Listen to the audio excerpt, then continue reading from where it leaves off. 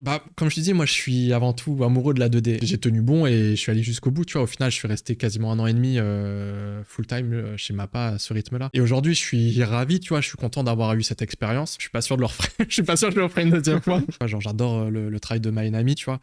Donc, qui est un peu ce style comme Kameda ou Kanada plus anciennement, où ce truc de pause, de timing super sec, et dans les scènes d'action, je trouve que ça sert vachement ce genre Le de propos, procédé, ouais. L'apothéose de ce que tu as fait, c'est sur Chainsaw Man, Ouais, tout à fait. que ce Tout à soit fait, ouais. sur la série et sur le film. Quand tu as travaillé sur la série, sur les épisodes de Yoshihara, est-ce que tu as vu vraiment une différence? Ouais, quand je faisais mes corrections, bah parfois j'avais des pauses où j'avais un doute sur une position de main, sur des raccourcis du visage. Bah, je retournais en 3D, Ok. je mettais le personnage en pause et je comparais en fait ce que j'avais fait en 3D et ce que j'avais fait en 2D. On sait que de base, la production du côté de Mappa était pas très glorieuse.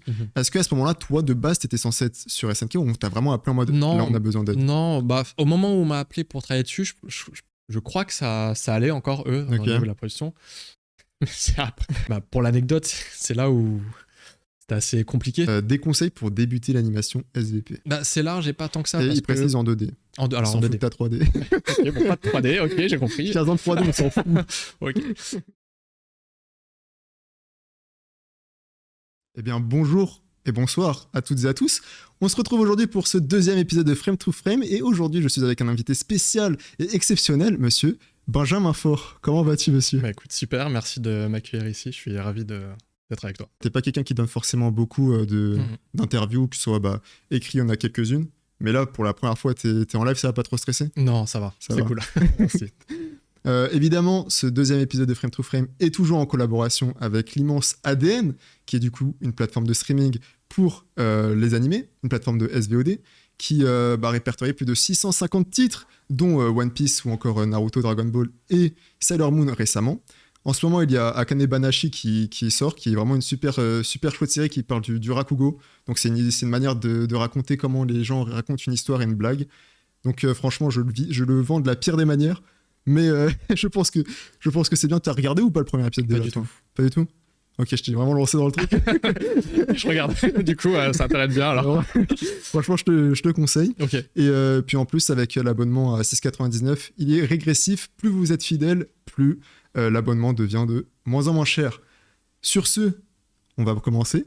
Monsieur Benjamin, comment es-tu arrivé à vouloir être animateur 3D? Quel a été ton parcours, ton enfance? J'ai eu un parcours assez classique.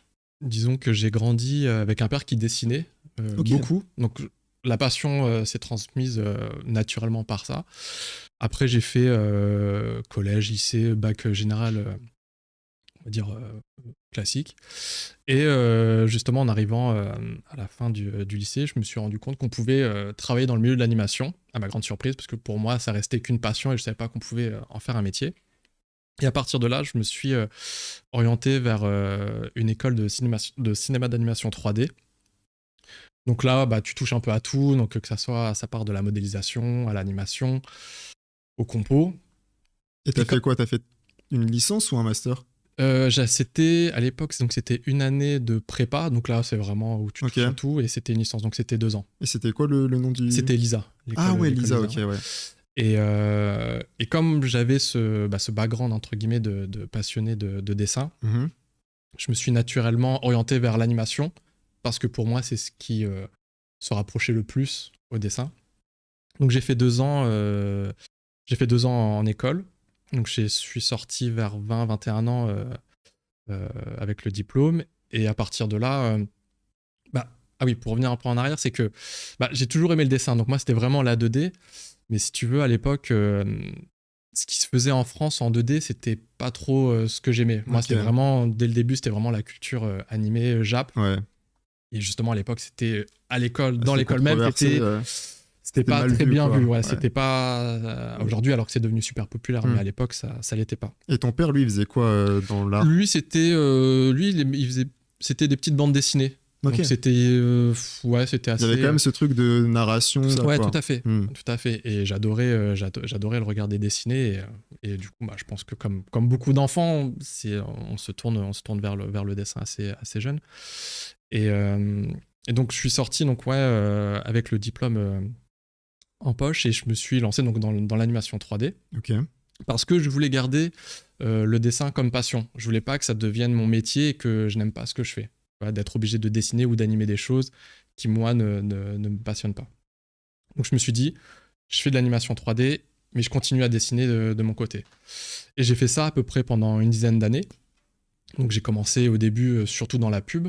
Ok. Donc voilà, sur des petits projets. Mon premier projet, c'était en 3D, c'était une pub Danonino, donc c'est des yaourts. Ah ouais, ok, oui, je vois. Mais c'était génial, tu vois. Pour moi, tu sais, j'avais fait quelques petits boulots avant, donc donc quand tu vois, j'avais travaillé chez Quick ou caissier, et quand finalement tu te mets à faire de l'animation et que c'est ton travail, bah, tu te rends compte que c'est génial, tu vois. T'es pas. Mais t'avais pas ce même côté un peu où tu te disais, enfin pourquoi t'as séparé un peu la 3D en te disant ok ouais c'est pas ma passion, je veux faire des trucs. Enfin, tu sais, en 2D tu disais ouais je veux faire des trucs qui me passionnent, mais ouais, en 3D t'avais pas ce côté-là, pourquoi? Non, disons c'est que si la 3D ça me passionnait, mais c'est que à la base quand il fallait faire un choix entre la 2D et la 3D, mon premier amour ça reste la 2D. Mais comme les projets ou ce qui se faisait en 2D c'était pas quelque chose dans lequel je me reconnaissais, je me suis orienté vers la 3D.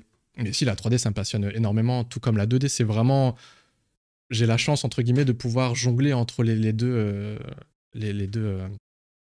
médiums, tu vois. Donc c'est vraiment pour moi c'est et puis t'as ce côté aussi où t'as le côté 3D occidental, USA tout ça, et le côté vraiment dessin japonais genre. Et puis c'est des choses qui se mélangent et qui serrent l'un et l'autre, tu vois. C'est vraiment, pour moi c'est vraiment un c'est puits complémentaire infini, quoi, c'est pas une distinction. Non, pas du tout.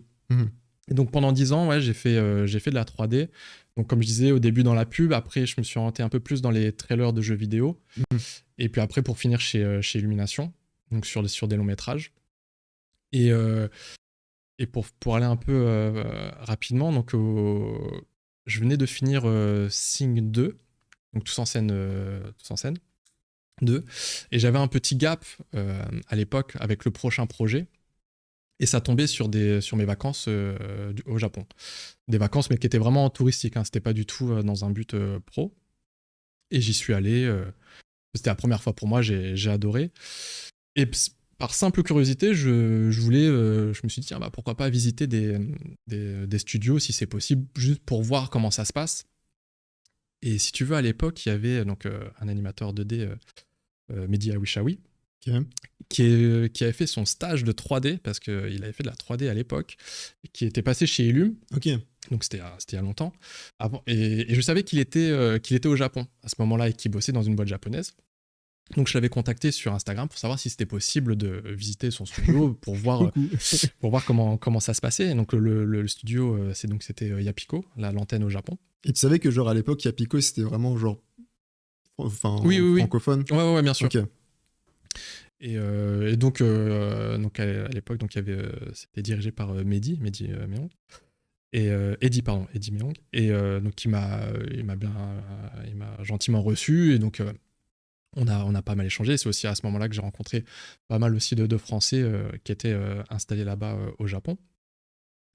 Et au détour d'une conversation, je lui montre ce que je fais. Donc j'avais mon Instagram à l'époque, mais c'était que des dessins, il n'y avait aucune animation 2D.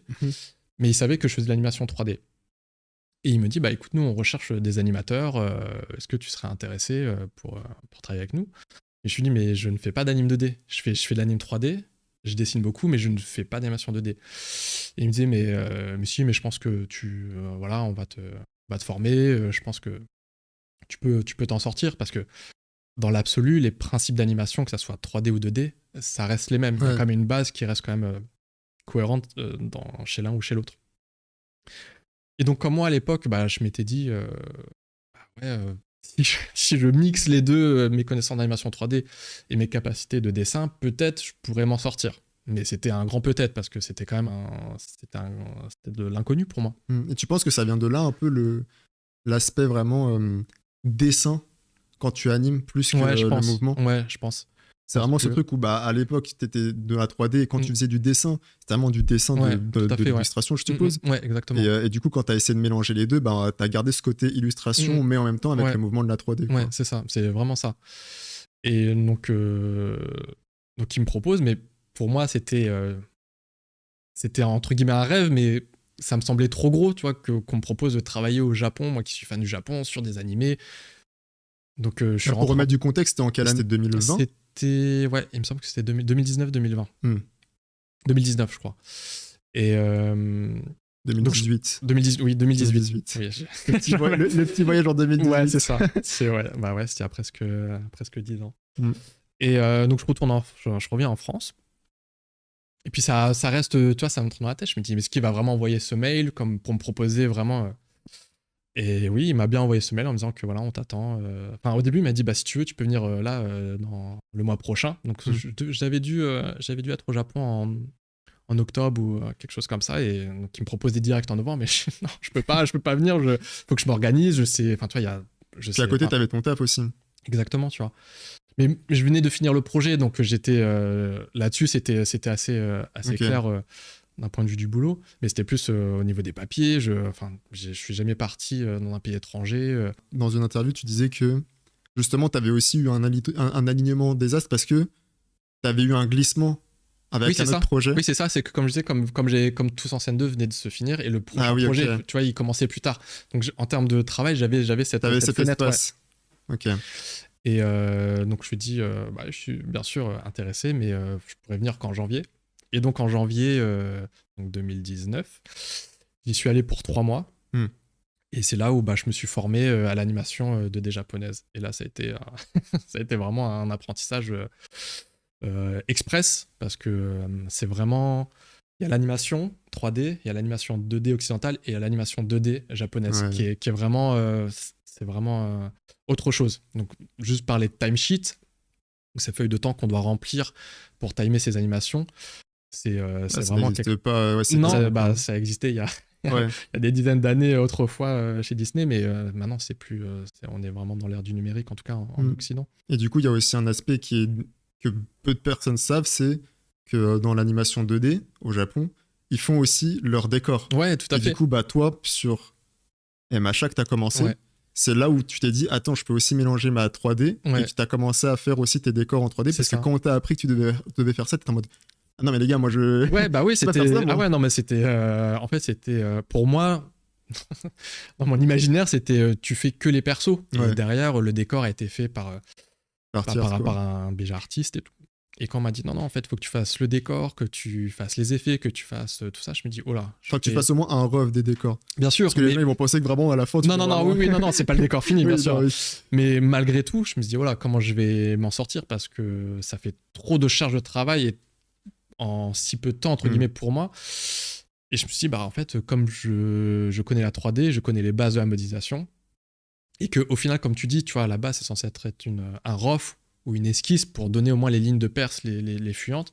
Alors, moi, la 3D, c'est clair, c'est juste. Donc je passais en général une après-midi de modélisation de mon décor, parce que l'avantage, quand tu prends des séquences, en général, ça se passe toujours au même endroit. Ouais. Donc c'est pas genre au début, t'es dans une pièce, puis après t'es à l'extérieur, puis après t'es dans une autre pièce. En général, ça reste le même environnement, exactement. Donc je me suis dit, je prends une journée, une après-midi, je fais ma modélisation, je pose toutes mes caméras de manière assez rough, et comme ça, moi j'ai déjà tous mes décors de fait. Et là, effectivement, je peux me concentrer que sur les persos. Mais à la base, c'est parti d'une contrainte, parce que je suis super naze et je suis toujours super naze en décor. Et pour moi, c'était plus facile, tu vois, de gagner du temps en faisant de la 3D que d'essayer de faire des décors. Et t'as déjà eu un peu des retours des PA et tout qui te disent « Oh, wow, le décor... En fait, justement, ce qui était assez drôle, c'est que c'était sur MHA.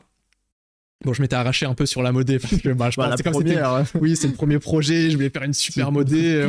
Je me suis vraiment arraché. Et au final, le décor qui en sort dans l'épisode fini, c'est ma 3D, mais avec des textures, et ils ont fait du paint over par-dessus. Et je me dis, mais en fait, c'est génial, tu vois. Donc j'étais assez surpris et aussi flatté, tu vois, qu'ils gardent le décor. Mais c'est aussi parce que j'ai une façon de travailler qui est assez organique.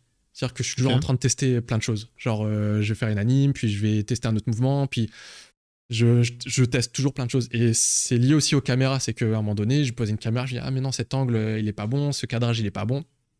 Donc, avec la 3D, c'est très facile. Je n'ai pas juste un background 2D que je peux juste faire des translations. Là, je peux vraiment faire des rotations et garder les volumes du décor. Donc, pour moi, c'était aussi un avantage là-dessus, d'essayer à chaque fois de trouver le meilleur framing possible. Et est-ce que tu trouves que dans l'animation japonaise en ce moment, il y a cette tendance, parce que maintenant tu vois qu'il y a quand même Mhm. beaucoup plus de productions qui utilisent de la 3D. Est-ce que tu vois qu'il y a cette tendance aussi à initier les animateurs 2D à vraiment faire de la 3D parce que c'est utile, quoi? Bah, je sais pas si, en tout cas, c'est instauré dans les studios, mais c'est vrai que c'était une discussion que j'avais eue à l'époque avec diverses personnes. Je me dis, mais si l'animateur a une petite formation en 3D, ça lui ferait gagner beaucoup de temps, tu vois, et ou même si le décor a déjà été fait, parce que par exemple, c'est déjà arrivé, bah, par exemple, sur le film de Chainsaw Man qui est sorti il y a quelques mois, sur ma séquence, ils avaient fait le décor en 3D. Ok. Et moi, je leur ai dit, bah, en fait, je peux le récupérer et comme ça, bah, je l'utilise. Et pareil, moi, ça me fait gagner du temps. Et ça a dû faire gagner du temps aussi à sans doute d'autres personnes. Mais ça arrivait aussi, tu vois, pour faire le contraste, que sur le storyboard, je voyais qu'il y avait le décor en 3D. Donc, je savais qu'il existait. Mais il me l'envoyait pas. Il savait pas. Je sais pas si c'est parce qu'il savait pas où le retrouver ou si c'était plus politique. Donc, du coup, c'était un peu idiot parce que je me retrouvais à remodéliser le décor qui existait déjà. Mais oui, aujourd'hui, les décors en 3D sont beaucoup plus utilisés qu'à l'époque, ça c'est sûr. Et toi, c'est quoi ton avis sur l'utilisation de la 3D vraiment dans la Japanimation? Tu veux dire en termes de décor ou d'une manière générale? D'une manière générale au début. Bah, comme je te disais, moi je suis avant tout amoureux de la 2D. Et je trouve que dans l'animation, en termes de rendu, c'est super. Tu vois, par exemple, dans l'Attaque des Titans, quand les Titans sont en 3D, quand tu fais pause sur image, je trouve le rendu, ça s'intègre super bien. Ah ouais? Parce qu'il y a beaucoup de critiques par rapport à ça. Bah, franchement, moi, je trouve que quand tu fais arrêt sur image, je trouve franchement, t'as des plans où je me dis, ça marche super bien. Mais c'est quand ça commence à bouger, bah, là, tu sens que tu perds le côté organique, tu vois, le côté dessin, les imperfections du dessin qui rendent justement le trait vivant. Et tout est tout lisse, tout propre.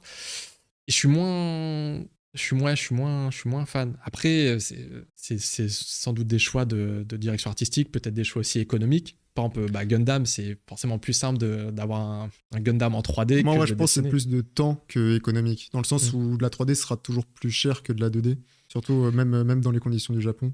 Je pense que c'est aussi le fait du gain de temps. Parce que le Gundam, comme tu en parles, t'as le truc en 3D, tu peux le faire gesticuler n'importe comment, et s'il y a une erreur, tu reviens en arrière en 2 secondes. Là où le dessin, avec les détails, bonne chance, avec le temps et les cahiers des charges. Tu fais 3 frames par jour, quoi, avec un Gundam en pied. Franchement, c'est chaud, quoi. Donc, mais après, je pense, quand ça reste un équilibre, tu vois, si c'est comme dans l'Attaque des Titans, ou même parfois tu as des plans en 3D qu'on peut voir même dans les animés récents, comme dans JJK récemment, les backgrounds étaient en 3D. Je pense que c'est intéressant, puis c'est de mélanger. Après, voilà, c'est de trouver un équilibre entre qu'est-ce qu'on veut raconter, est-ce que ça sert vraiment l'image, est-ce que ça sert vraiment l'animé. Après, ça, c'est des choix qui reviennent au réalisateur, mais je pense pas que ça soit une mauvaise chose en soi. Mais du coup, là, on parlait un peu de la 3D dans l'animation japonaise, mais la 2D chez Illumination. Raconte-nous un peu comment toi tu pourrais, parce que je sais que tu as des restrictions, du coup je te laisse un peu libre parole sur toi, tu vas savoir qu'est-ce que tu peux dire, du coup un peu sur comment toi t'as procédé dans cette manière de cette fois-ci faire de la 2D sur Mario, du film Illumination avec Nintendo. C'est vrai que j'ai eu l'opportunité et la chance de pouvoir travailler sur une séquence animée en 2D. Alors, je pense vu qu'il est sorti récemment, je sais pas si on dit le nom du personnage. Non, on va pas le dire, mais... spoiler, mais voilà, ça raconte une petite séquence, une backstory d'un personnage du film. Et donc on s'est rapproché de moi pour que je m'en occupe. Et j'étais super content, mais en même temps la pression parce que en fait j'étais tout seul sur cette séquence. Et si tu veux, on va dire le processus classique de l'animation japonaise, c'est que tu fais ton layout, tu l'envoies au studio, tu as le directeur d'animation, donc le Sakan, qui le corrige, tu le récupères, tu fais ton clean, et après ça part au doga, donc les intervallistes. Et après voilà, donc techniquement la charge de travail pour un animateur 2D qui travaille au Japon, c'est le layout et le clean, le genga. Et en fait, moi, je m'occupais de la passe En fait, j'étais mon propre Sakan et j'ai fait mes propres intervalles aussi. Ouais, en fait, tu as vraiment fait de A à Z, tu te corrigeais toi-même, tu faisais tes propres intervalles. Et c'était... Et ce qui est assez délicat, c'est que quand on voit ton layout au studio, t'as un petit laps de temps avant qu'il te revienne. Donc ton œil, il a le temps de prendre du recul, ça se rafraîchit. Donc, et puis tu remarques aussi peut-être des choses dans ton dessin ou dans ton anime qui peuvent être améliorées. Puis même, tu reçois aussi des corrections d'un autre, c'est ça, tout à fait. Vétéran. Du coup, tu reçois, tu fais ah oui, ok. C'est ça aussi, c'est que là, disons que j'étais limité à mes propres capacités. J'y avais pas quelqu'un au-dessus de moi qui pouvait me pousser ou améliorer mon dessin. Du coup, pour revenir sur la 3D, parce que comme le modèle 3D existait, quand je faisais mes corrections, parfois j'avais des pauses où j'avais un doute sur une position de main, sur des raccourcis du visage. Je retournais en 3D, okay. je mettais le personnage en pause et je comparais en fait ce que j'avais fait en 3D et ce que j'avais fait en 2D. Et ça me servait pas mal. Mais c'est des choses que je fais aussi, tu vois, genre même, tu vois, pour ma part, pour n'importe quel autre studio. Par exemple, un posing de main, je vais le dessiner et puis je vais me dire, il y a un raccourci ou il y a un doigt qui est un peu bizarre. Soit je vais me prendre en photo, soit je vais prendre un modèle de main, tu vois, 3D gratuit sur Internet et je vais le mettre en pause. Et pareil, ça me permet, tu vois, de comparer et de pouvoir améliorer le dessin en attendant éventuellement la correction du Sakan. Du coup, toi, ta méthodologie, c'est de constamment observer et de prendre en photo, d'avoir tout le temps constamment des refs. J'essaye j'ai pas souvent de refs, enfin en tout cas visuel, mais souvent, et ça arrive souvent quand je bloque sur quelque chose, tu vois, un trait, un pli de vêtement ou le posing, je sens qu'il y a quelque chose qui est pas cohérent ou l'aplomb n'est pas bon. Là, effectivement, là, je vais aller chercher des refs, je vais essayer de m'informer, soit je vais me prendre en photo, je vais me filmer, je vais filmer quelqu'un pour essayer de comprendre ce que je dessine et pas juste dire ça marche pas et bon, je sais pas trop où je vais. Donc, c'est essayer de comprendre. Mais c'est au même titre que quand on reçoit les corrections des directeurs des Sakan.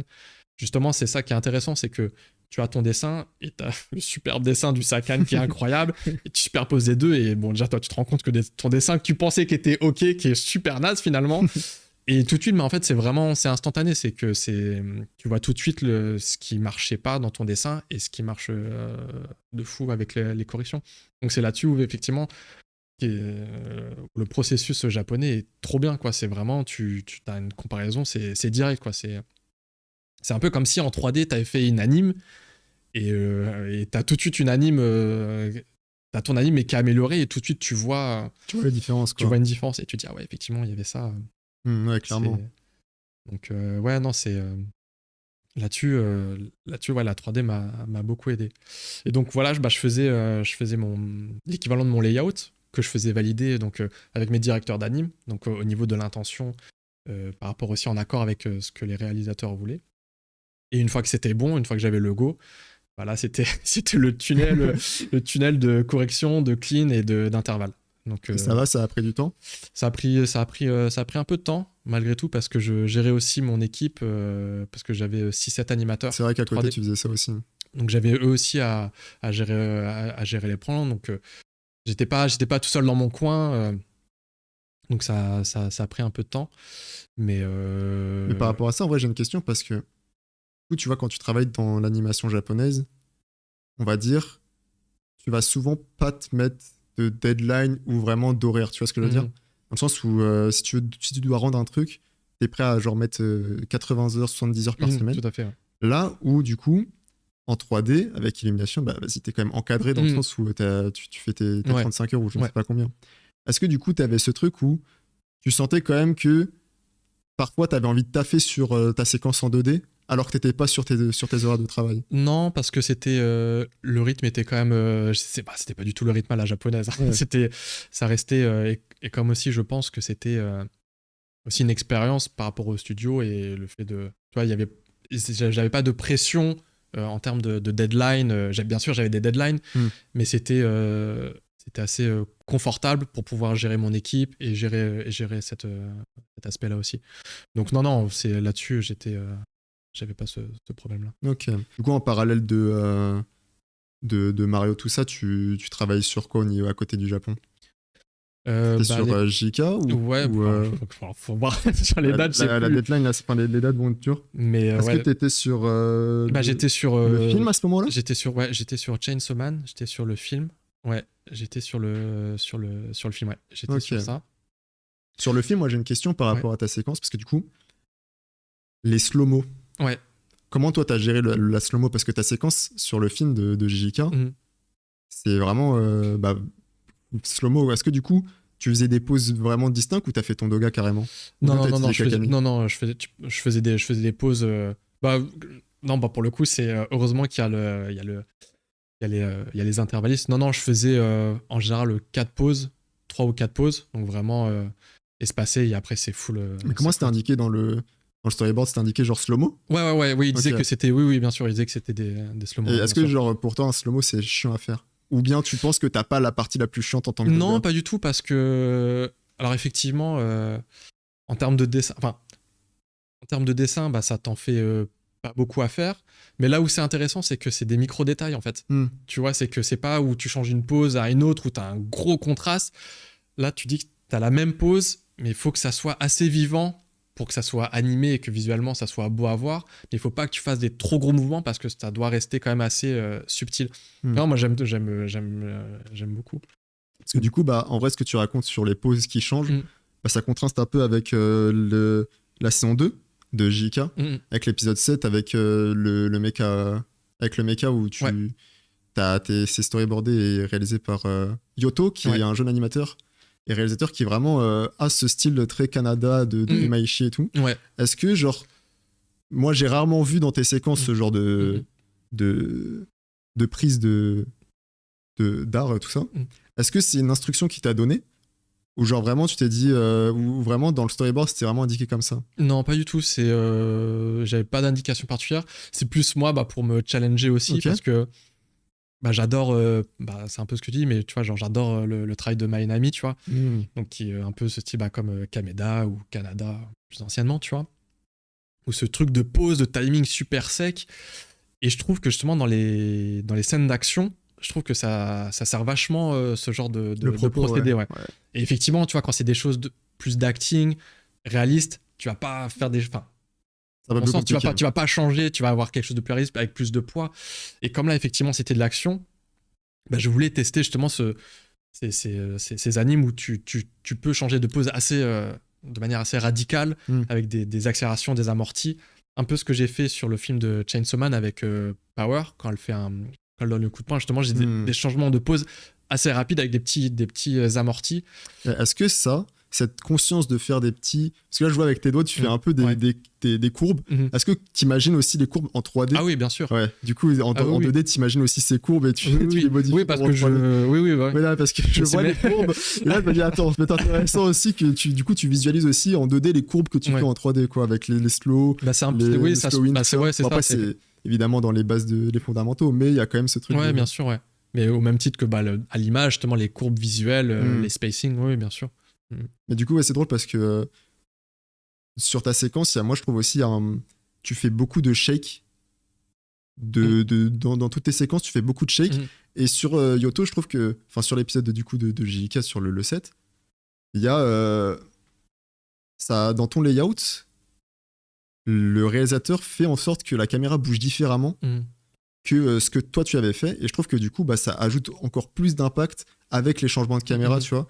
Et vraiment, il y a ce truc où la vision qu'il faut aussi parfois pour, tu vois, moi je vois ta séquence, je suis en mode ouais, c'est vraiment bien, tu vois. Et ensuite, juste des micro-détails de mouvement. Et tu te dis, non, mais l'importance quand même d'un réalisateur qui soit là à chapeauter. Ah bah oui, c'est... Ah ouais, totalement. Mais c'est vrai que j'aime bien... Tu vois, d'avoir ce côté un peu caméra-épaule. J'aime bien beaucoup de faire de follow de personnages, comme on est en 2D, tu vois, ça rajoute un peu de fluidité, tu vois, à l'animation, que d'avoir un plan fixe, mais d'avoir des petits follow, des petits flottements. Je trouve que ça ajoute beaucoup de richesse, justement, et un peu de réalisme, tu vois, quelque part au plan, tu vois, comme si quelqu'un vraiment tenait la caméra et tu as ces micro-mouvements. Je sais que tu l'as refait aussi dans une autre séquence, mais je sais plus c'est quoi l'épisode. J'ai pas noté. Mais pareil, mais cette fois-ci, le shake est complètement enlevé à un moment. Genre dans ton layout, on voit qu'il y a du shake, et dans l'autre, tu vois qu'il n'y a plus de shake. Et du coup, je trouve que c'est aussi intéressant de voir la vision un peu de la post-production avec... parce que c'est souvent des trucs, genre vraiment des micro-mouvements qui sont pourtant...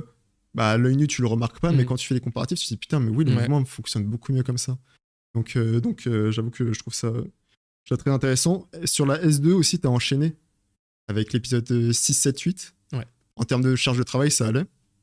Ou là, tu t'as commencé à te dire... Ouais, bah là, c'était la période justement où j'étais en contrat avec Mappa. Donc, ouais, c'était les charges de travail. Ouais, c'est pas pareil quand t'es entre guillemets freelance et que tu prends 10 cuts, 5 cuts par-ci, par-là. Et que quand là, t'as vraiment un quota de plans. Donc, j'avais une trentaine de plans à sortir tous les mois. Même si, tu vois, genre, quand je bosse pour le Japon, j'ai quand même mon temps plein en France. Donc finalement, en termes de temps, j'ai pas tant de temps que ça. Enfin, tant de temps que ça. Donc en général, c'est les soirées, les week-ends. Ouais. Mais là, le fait d'avoir vraiment un rythme et un quota, on te dit, OK, là, c'est tous les mois, tu dois sortir une trentaine de plans. Là, effectivement, c'est... Assez rude. Ouais, là, c'est... En fait, c'est là où tu te dis, ok, voilà, je peux pas moi-même choisir ce que je peux prendre par rapport à oui, voilà, temps que j'ai. Ouais, c'est là, ça. j'ai ça et Ouais, je dois le faire et le faire rentrer. Ouais, c'est ça, ouais. Et comme tu disais, après, c'est toi qui décides, est-ce que tu veux passer ta semaine à 80 heures, essayer de faire du mieux que tu peux, ou si finalement tu réduis un peu la qualité, enfin ce que toi tu estimes qualitatif, et pour avoir un peu plus d'heures de sommeil, tu vois. Mais ouais, c'est surtout ça. C'est vrai que du coup aussi sur l'épisode 8, alors moi, c'est comme je disais, Hiroyuki Kitakubo, qui est SVOD. C'est un animateur que j'apprécie énormément pour ce qu'il a fait en tant que réalisateur, tout ça. Sur Golden Boy, Rojin Z, tout ça. Ou Black Magic M.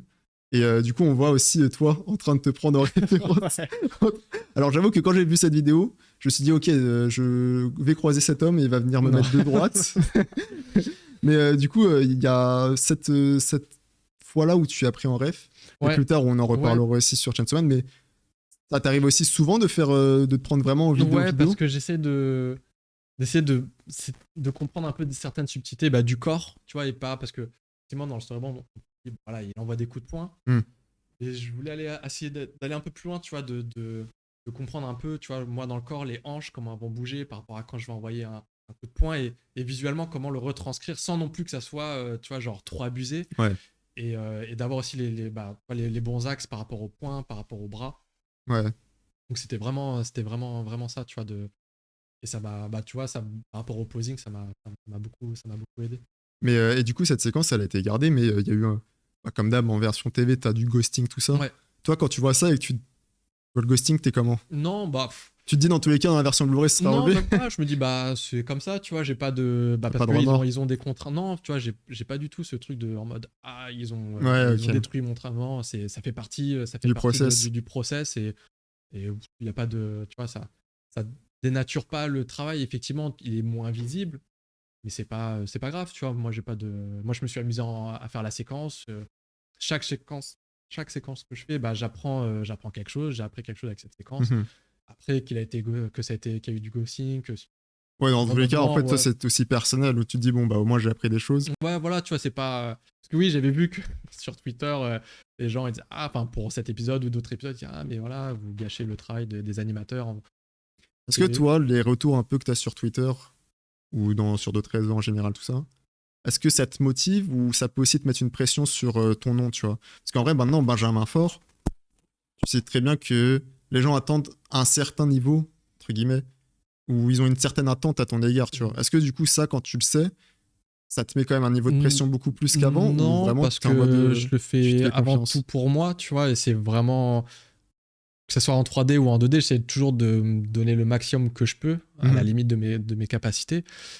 Mais à l'inverse, effectivement, puis d'une manière... Enfin, je vais dire d'une manière générale, mais j'ai tous les gens qui me suivent, ils sont vraiment bienveillants, tu vois. Il n'y a jamais eu de... Voilà, en tout cas, je les ai pas vus, mais en tout cas... jusqu'à maintenant, mais les gens sont vraiment bienveillants, et puis tu vois, ça reste quand même une communauté de fans, et tu vois, on est tous quand même portés par la même chose.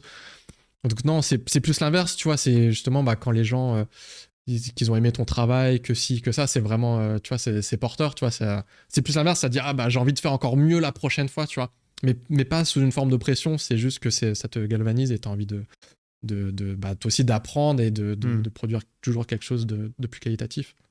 C'est aussi de ce côté où tu te surpasses pour toi-même de base, quoi. Mais avant de revenir avant d'aller sur Chainsaw Man, après il y a Pico. T'as été crédité une fois sur MHA avec Pico, mais ensuite t'es allé à Production IG avec Claire, attends, pour être Claire, merde. Claire Babou des Courrières, Ouais, qui était du exactement. coup la PA là-bas. Exactement. Et t'as fait du coup, t'as fait sur Fate et Ouais, et Noblesse. sur Noblesse, c'est ça. Exactement. Comment Et- tu t'es retrouvé à de base être à Yapico et ensuite aller Bah, comme à l'époque, il n'y avait pas tant de Français que ça. Contrairement à aujourd'hui, maintenant, c'est génial, tu vois, il y a plein, c'est assez ouvert, il y a beaucoup d'étrangers, notamment des Français qui travaillent, mais à l'époque, il n'y avait pas tant de Français ou d'étrangers de manière générale, donc les gens se connaissaient tous entre eux. Et donc, j'avais été amené à rencontrer Claire, qui effectivement qui travaille toujours chez IG, et qui m'avait proposé voilà, de bosser sur Noblesse. Et bah, moi, comme je venais de sortir, entre guillemets, de Yapico, moi, je voulais produire, il fallait que je continue de travailler, d'apprendre, de ne pas lâcher tout ce que j'avais emmagasiné, tu vois, sur place. Et donc, et puis, d'une manière générale, quel que soit le projet, enfin, j'ai eu la chance de bosser sur MHA, parce que, voilà, en plus, j'étais super fan à l'époque. Mais n'importe quel projet, ça m'allait, oui, bien sûr. Ouais, tu c'est vois, à ce moment-là où tu te dis, dans tous les cas, faut que... bien sûr, tu vois, il y a tout à apprendre. Pas faire la fine bouche, non, quoi. mais il y a tout à apprendre, et puis tu peux pas arriver dans un milieu au bout de 2 mois, 3 mois, ou même plusieurs mois, et dire je veux ça, non, je veux pas cette séquence. Non, il faut rester un peu humble et prendre ce qu'on te donne et faire du mieux que tu peux. Bah, en vrai, en parlant de choisir sa séquence, on peut revenir sur l'épisode 10 de la saison 1 de JJK, où justement, t'as ce truc où on te dit ouais, tu vas faire une scène d'action, et à la fin, tu te retrouves à en fait, faire baisser le short du gamin. Ouais, c'était assez drôle parce que après, c'est les aléas, et je comprends, hein, moi je pense si j'avais été le PA. Parce que comme c'était la première fois il me semble que c'était la première fois que je bossais avec Mappa, donc ils me connaissaient pas, ils avaient vu ce que j'avais fait sur MHA ou avant et quelques autres travaux, mais voilà, c'était tout nouveau, j'avais pas grand chose à montrer. Et effectivement, à l'époque, le Seisaku m'avait montré le storyboard. Il fait ah voilà, on te propose cette séquence, et c'était l'action, mais ça restait de l'action, ok, c'était pas, enfin, ça restait, je pense, à ma portée parce que c'était pas avec des caméras de fou. Donc j'étais super enjoué. Je me dis bah let's go, c'est parti. Et au final, ils l'ont donné à un autre animateur et qui l'a très bien fait d'ailleurs. Et moi, ils m'ont proposé cette séquence, effectivement, qui baisse le pantalon. Mais je trouvais ça drôle, et ça reste encore une fois ça reste de l'animation. Ouais. C'est pas de l'action, entre guillemets, du combat, mais ça reste de l'animation. Et j'étais ravi de faire cette. On peut voir aussi, du coup, un peu le changement entre ton layout avec ton propre décor 3D. Ouais. Et le décor vraiment final, où on voit que c'est complètement autre chose. Ouais, c'est ça. Moi, sur ton layout, ce que je trouve drôle, c'est vraiment le moment où tu vois Yushi, tu vois là, à la fin, il court et il disparaît. Alors que sur ton layout, on le voit, il court, mais il va jusqu'à la maison. Il fait un tout droit et c'est au revoir. Mais c'est vrai que parfois, il y a des choses, des informations que tu n'as pas, ou peut-être que j'avais pas assimilé à ce moment-là. Et qu'effectivement, à l'image, tu te rends compte que, effectivement, là, il disparaissait. Ou peut-être ça a été ajouté derrière, comme tu dis, le réalisateur, il fait des ajustements aussi derrière une fois qu'il a les images. Donc moi, dans le doute, il avance jusqu'à la fin du plan. Et puis voilà, on y va. Il s'en occupera après, c'est pas mon problème. Ensuite, après Production IG, est-ce que là-bas, t'étais encore au Japon du coup? Non, j'étais revenu en France. Et depuis Yapico et MHA, du coup, t'es jamais retourné pour travailler, non. Au Japon. Okay. Je suis beaucoup retourné là-bas pour du tourisme, pardon, mais non, j'ai toujours travaillé depuis la France. Ok, parce qu'ensuite, t'as aussi travaillé sur Star Wars Vision. Ouais. Avec du coup un étranger à la réalisation, Abel Gongora. Ouais, exactement. Un espagnol qui est monstrueux, qui là réalise Jadugar, donc qui est une nouvelle série avec Naoko Yamada en chef réal. Est-ce qu'il y a des projets comme ça où tu te dis quand même ça peut être cool de travailler dessus? Ah oui, il y en a plein. Il y en a plein, si je pouvais, mais sauf que c'est le temps. Le temps, je suis, comme je disais, comme j'ai mon job chez Illumination, je peux pas me permettre de faire des folies. Ouais, je l'ai fait à un moment donné où je me retrouvais avec 4-5 projets en même temps, et c'était trop dur. C'était à l'époque de Star Wars Vision. Je crois que j'avais Star Wars Vision, j'avais JJK, j'étais chez Illum. Et je crois que j'avais 2 autres prods, je sais plus lesquels. T'as travaillé avec Shinichiro Watanabe Oui. sur un petit truc de 4 projets de court-métrage. Exactement. Comment t'as été contacté là-bas? Par Mappa. Par Mappa encore? Par Mappa. Et c'était génial parce que quand même, c'est un grand nom. Ouais. Et je trouvais ça sympa comme projet, même au niveau des designs, tu vois, c'était un peu particulier. Et non, j'avais. Et puis voilà, encore une fois, ça reste Watanabe, donc c'est. L'expérience. L'expérience était chouette, quoi. Là où une autre expérience, peut-être, je me pose la question, était moins, c'était sur SNK. SNK, de ce que je vois, c'est un peu. Comment on t'a contacté sur SNK? Parce que vraiment, bon, on sait que de base, la production du côté de Mappa était pas très glorieuse. Et là, vraiment, le dernier épisode, tu te retrouves avec 5 épisodes director, plus de 10 AD ou je ne sais plus combien. Est-ce qu'à ce moment-là, toi, de base, t'étais censé être sur SNK ou on t'a vraiment appelé en mode non, là, on a besoin d'aide? Non, au moment où on m'a appelé pour travailler dessus, je crois que ça allait encore, eux, au niveau de la production. C'est sûr, comme c'était sur la fin de la première partie, de la saison, la première partie de l'avant-dernière saison. Pour l'anecdote, c'est là où c'était assez compliqué, c'est que je savais que la deadline était quand même assez serrée pour rendre les layouts. Donc je m'étais vraiment arraché pour les rendre les plus tôt, pour anticiper le retour des Gengar. Ça me laisse une petite fenêtre pour pas être trop dans le rush. Et pour l'anecdote, je crois que l'épisode, je crois, il était diffusé genre le dimanche. Et le dernier plan que j'ai livré au Gengar, donc faut dire qu'il reste le Doga, il reste la couleur, le compo, ça.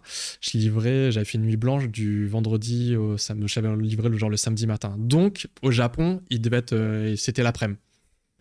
Et donc tu te dis en même pas une journée, il fallait qu'il fasse tout ça. Je sais même pas comment. Il est sorti le plan, enfin l'épisode, mais je sais même pas comment ils ont fait. Mais c'était, pour le coup, voilà, c'était. Et tu vois, c'était quelque chose que je me suis toujours refusé de faire des nuits blanches. Parce que je pense vraiment que c'est contre-productif. Parce que, ok, tu vas sortir ton plan ou ton travail à l'heure, mais derrière, ça va te casser sur 3-4 jours. Et au final, le temps que tu penses avoir gagné au début, en fait, tu perds, mais tu perds fois 3 derrière, tu vois. Sauf que là, il m'avait mis un peu dos au mur où il me disait, en fait, l'épisode, il nous le faut pour samedi matin. Et je pouvais pas leur dire, non. Ouais. Non, donc j'étais un peu embêté parce que justement, j'avais fait en sorte de pas être dans cette situation-là. Après, voilà, c'est leur. C'est au-delà de mon champ d'action. Donc, Et parce qu'à ce moment-là, toi, t'étais quand même en contrat par rapport à JK, non? Non. Non? Non, SNK, non, il me semble pas. Okay. Non, il me semble pas. Non, mon contrat avec Mappa, c'était Chainsaw Man et la saison 2 de JK. SNK, il me semble que c'était bien avant. Ok, du coup, la S1, tu l'étais pas encore? C'était du freelance? Sur JK, ouais. S1, c'était du freelance. Ok, d'accord. Ah ouais, c'était totalement. Moi, je pensais que. Parce que t'as fait beaucoup, t'étais régulier quasiment sur la S1. Ouais. Et pourtant. C'est pour ça que je te disais qu'à l'époque, je travaillais beaucoup. Ouais, je travaillais vraiment beaucoup. Et c'est pour ça que là, maintenant, j'essaye de lever le pied, de pas me retrouver avec 10 projets en même temps et de choisir et d'essayer d'être un peu plus qualitatif, moi aussi, sur mon travail et de pas me disperser. Ouais, de prendre moins, mais qualitatif. Mais parce qu'il y avait aussi ce truc un peu de comment dire, comme je te disais, j'ai toujours aimé le dessin. Et jusqu'à cette période-là, j'avais pas de collègues ou de potes qui dessinaient, ou tu vois, il n'y avait pas cet échange de dessin. Et le fait d'avoir rentré dans l'industrie de l'animation japonaise, et tu vois, d'avoir quelqu'un, tu vois, des Sakan qui dessinent trop bien, des animateurs qui dessinent trop bien, t'as une énergie, tu vois, t'as envie de tout faire, t'as envie de. Et donc, c'est pour ça, tu vois, genre, c'était en mode, genre, je prends le plus de projets, je vais apprendre. Et emmagasiner le plus d'expérience possible, tant que je peux, tant que j'ai l'énergie, tant que j'ai la capacité de le faire. Et c'est pour ça que pendant 5 ans, j'avais un rythme très, très, très, très intense, tu vois. Ouais. Et que justement, finalement, après mon contrat avec Mappa, où ça a été le pic, le pic de l'intensité, parce que là, c'était vraiment à la japonaise, et le Chainsaw Man et la saison de JK, c'était vraiment. Ils voulaient vraiment quelque chose de très qualitatif, donc il y avait beaucoup d'attentes là-dessus en termes d'anime et en termes de dessin. Donc ça prenait beaucoup de temps et d'énergie. Et après ça, je me suis dit, ok, je vais mieux gérer mon emploi du temps, mieux gérer aussi ma santé physique, mentale, tu vois, pour pas non plus, tu vois, Puis finir. tout ce qu'il y a aussi à côté dans ta vie privée, tout Bien ça, sûr, ouais. quoi. Parce que au final, je faisais vraiment que travailler. Je voyais plus personne. Moi qui aime jouer aux jeux vidéo, je jouais plutôt aux jeux vidéo. Enfin, tu vois, c'était vraiment. Approche d'un burn-out, quoi. Ouais, bah franchement, j'étais pas loin. Je pense que, genre, vers la fin de mon contrat, vers pas, je crois que j'étais sur le dernier épisode de Chainsaw Man ou le début de la saison 2 de JK. Hmm. Et vraiment, et pourtant, tu vois, je suis vraiment passionné par le dessin. Tu vois, il faut vraiment. Je suis très endurant sur le fait pour me faire Ouais, t'es craquer. hargneux aussi. Ouais. Et là, tu vois, à un moment donné, je m'étais dit, tu vois, j'ai posé mon stylo et je me suis dit, mais pourquoi je fais ça en fait? Pourquoi je m'inflige, Ouais. tu vois, ce truc-là? À quoi ça rime, tu Il y vois, a ce côté où tu te disais, putain, à l'époque, j'étais là pour faire la passion, parce que je kiffe ça et que je veux pas justement être dans ce contexte-là où je suis en mode, mais pourquoi je fais ça? Et tu t'es rentré dedans, Ouais, quoi. c'est ça. Et je me dis, mais est-ce que j'ai envie de, tu vois, vivre 20 ans, tu vois, à finir que travailler, et puis t'arrives à 60 ans et tu dis, bah en fait, j'ai pas profité de ma vie, alors super, je suis sans doute peut-être devenu super fort en anime, ou peut-être même pas, tu vois. Et au final, tu vois, pour avoir peut-être des problèmes de santé, de plus avoir d'amis, d'être tout seul tu vois. Donc je me suis posé quand même cette question, je me dis, mais pourquoi je m'inflige ça? Mais après, il y a l'orgueil qui est revenu, je me suis dit, bon, quand même, je veux quand même arriver au bout de ce contrat, d'avoir un peu le... Parce que si tu veux, jusqu'à ce contrat avec Mappa, vu que je travaillais en freelance pour les studios japonais, donc comme je disais, tu prends 10 plans, 15 plans par-ci, par-là, j'avais ce truc un peu d'ego qui me disait, je me sentais pas légitime. Même si ça faisait 5 ans, tu vois, que j'avais commencé à bosser dans l'animation japonaise, je me sentais pas légitime aux yeux de l'animation japonaise, parce que bah, les animateurs japonais, eux, c'est ça leur rythme, tu vois, il faut sortir 30, 40 plans par mois, il faut, voilà, ils envoient ça super bien, ils dessinent super bien. Tu vois, c'est pas les mêmes conditions, même si, tu vois, j'avais mon job à plein temps, et que finalement, mon laps de temps pour travailler sur les productions japonaises est quand même très limité, et que ça me faisait des rythmes finalement assez similaires. Mm-hmm. Mais voilà, je voulais quand même avoir ce truc-là.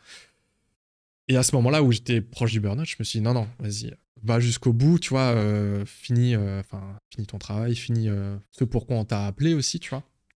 Finis la mission, et aussi j'ai tenu bon et je suis allé jusqu'au bout, tu vois. Au final, je suis resté quasiment 1 an et demi full-time chez Mappa à ce rythme-là.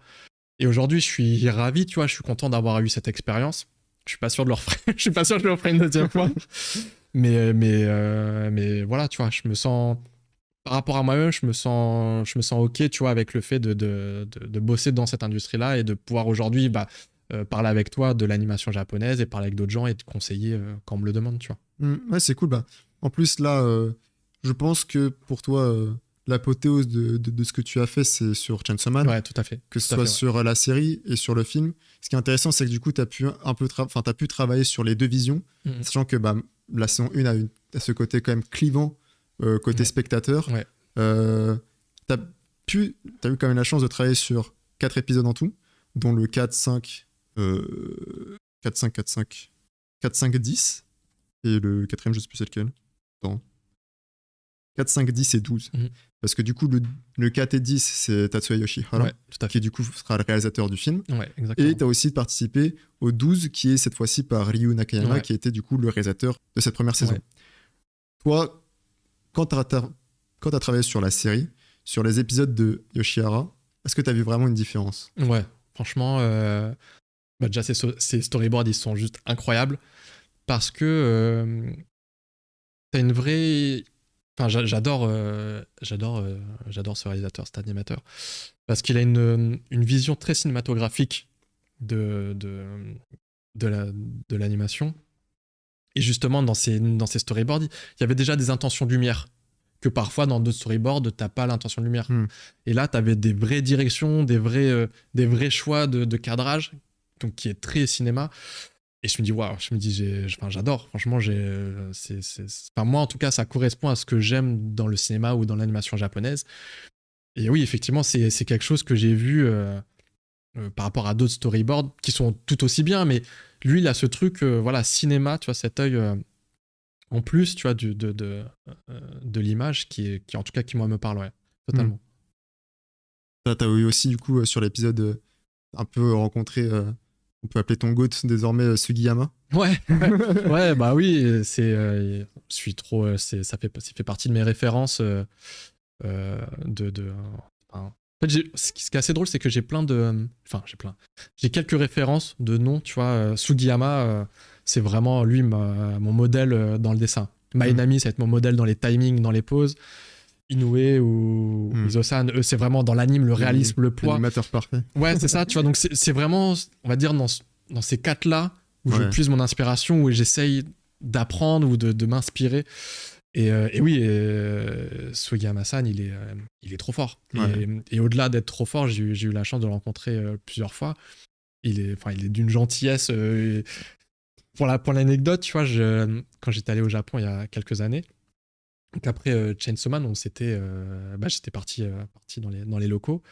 Et donc on me présente l'équipe. Et à ce moment, il n'y avait pas tout le monde parce que c'était le début de la prod du film Chainsaw Man.